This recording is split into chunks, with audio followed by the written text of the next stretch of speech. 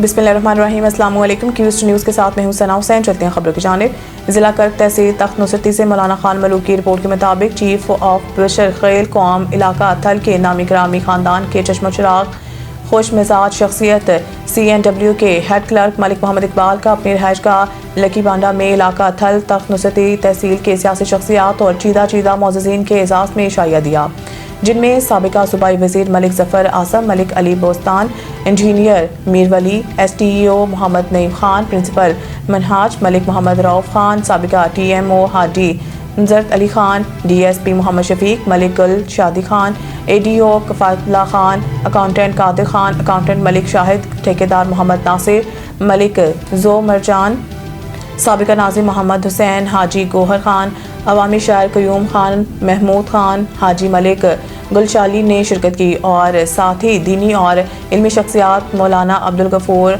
हाफिज़ फजल रहमान ने ख़ुसूसी शिरकत करके दीनी दावत पेश की।